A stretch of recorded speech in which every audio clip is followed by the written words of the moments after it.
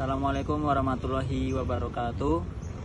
Perkenalkan, nama saya Dawam Ardiansyah Ramadan, mahasiswa Universitas Negeri Semarang, Prodi Pendidikan Bahasa Arab. Kali ini saya akan sedikit menjelaskan tentang penggunaan kecerdasan buatan atau AI dalam dunia pendidikan, terutama bagi kita sebagai mahasiswa. Sebelum kita membahas lebih dalam,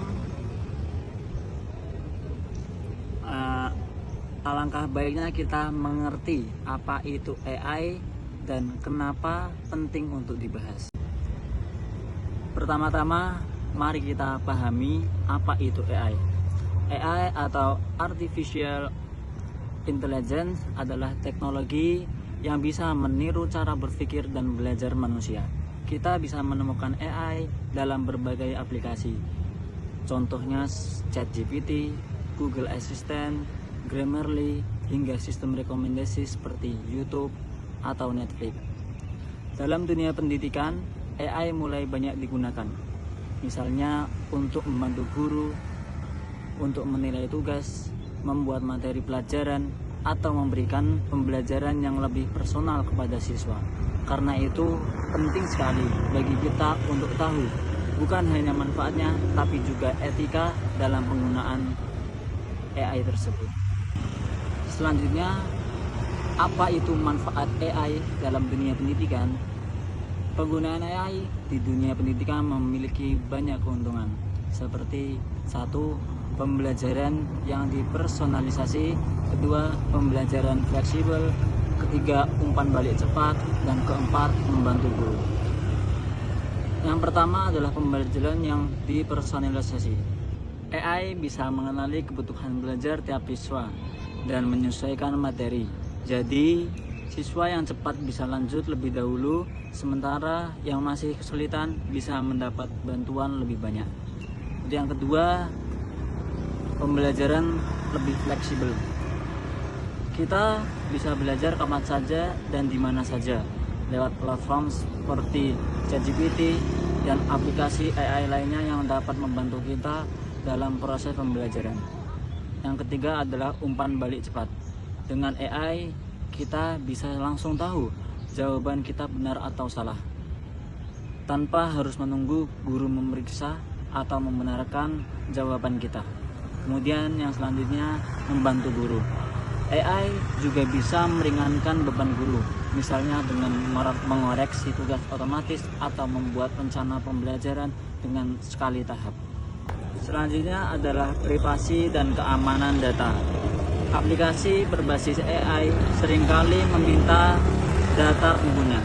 Kita harus berhati-hati dengan informasi pribadi yang kita masukkan untuk masuk ke aplikasi AI tersebut, karena tidak semua platform menjamin keamanan data kita. Selanjutnya adalah kesesuaian konten. Tidak semua jawaban dari AI itu akurat, pasti ada yang salah, tidak 100% benar. AI bisa memberikan informasi yang salah atau menyesatkan. Kita harus tetap melakukan verifikasi dari sumber yang benar. Selanjutnya adalah tantangan etika kita menggunakan AI dengan baik. Yang pertama adalah plagiarisme atau kejujuran akademik. Yang kedua, ketergantungan berlebihan. Yang ketiga, privasi dan keamanan data. Dan yang keempat, kesesuaian konten. Yang pertama adalah plagiarisme atau kejujuran akademik. Banyak siswa yang tergoda menggunakan AI untuk membuat tugas secara instan. Misalnya menggunakan ChatGPT untuk menjawab soal atau buat esai. Tapi kalau kita hanya mengkopas saja, itu tidak termasuk tindakan yang jujur alias curang.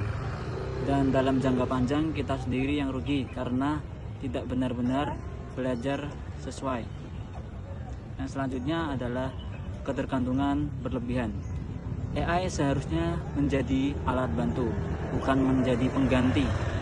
Bukan menjadi pengganti manusia, bukan menjadi pengganti tugas kita sebagai manusia, tapi hanya sebagai alat bantu.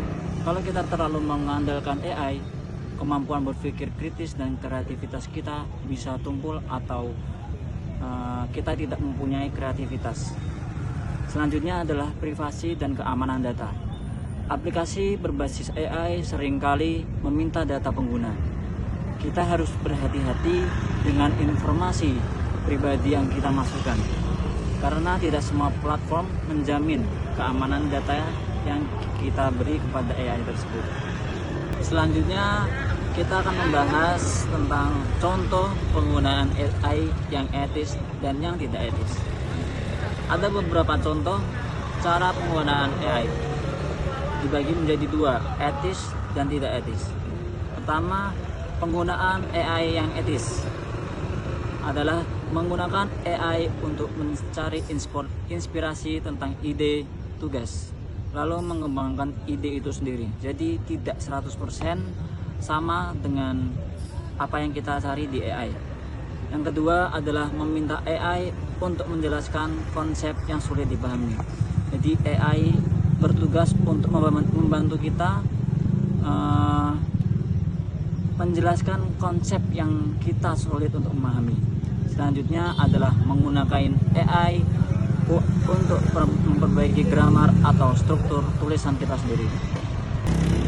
Selanjutnya adalah contoh penggunaan AI yang tidak etis. Yang pertama adalah menggunakan AI untuk menjawab soal ujian secara otomatis. Misal jika kita diberi tugas atau untuk menjawab ujian dari dosen dan kita cuma kopas lalu menaruh soal itu di AI, maka itu adalah salah satu perbuatan yang tidak etis. Untuk yang kedua adalah memasukkan judul tugas ke AI dan menyalin jawabannya tanpa membaca. Jadi ibaratnya kita kopas tapi tidak membaca sama sekali. Dan selanjutnya adalah menggunakan AI untuk menulis artikel tapi tidak mencantumkan sumber atau merevisi hasilnya.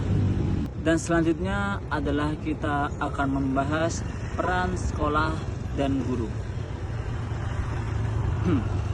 Etika penggunaan AI bukan hanya tanggung jawab siswa, tapi juga sekolah dan guru. Jadi ada beberapa peran sekolah dan guru untuk penggunaan AI tersebut. Yang pertama adalah guru bisa memberikan pemahaman tentang batasan penggunaan AI. Jadi sebagai siswa, sebagai guru, kita harus memberikan pemahaman kepada siswa tentang batasan-batasan menggunakan AI atau penggunaan AI yang benar seperti apa, dan seperti apa.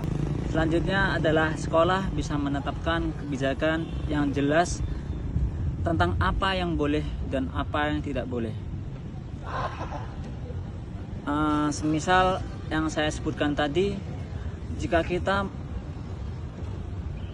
memakai AI untuk menjawab soal ujian, itu adalah hal yang tidak diperbolehkan. Sekolah harus mengerti kebijakan apa yang boleh kita pakai sebagai siswa untuk memakai AI tersebut.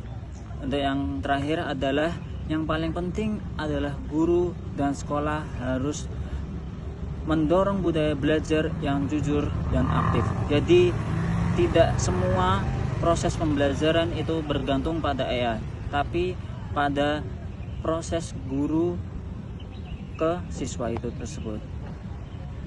Mungkin itu saja yang dapat saya sampaikan. Kesimpulan dari apa yang saya bacakan barusan adalah, sebagai penutup kita harus menyadari bahwa AI itu bukan musuh, tapi juga bukan jalan pintas. AI adalah alat bantu yang sangat canggih dan bermanfaat, tapi penggunaannya harus disertai tanggung jawab, kejujuran, dan kesadaran etis. Sebagai siswa, mari kita jadi generasi yang cerdas, tidak hanya teknologi, tapi juga dalam nilai dan sikap. Gunakan AI untuk berkembang, bukan untuk curang. Gunakan AI untuk hal-hal yang baik, bukan untuk hal-hal yang buruk. Sekian dari saya.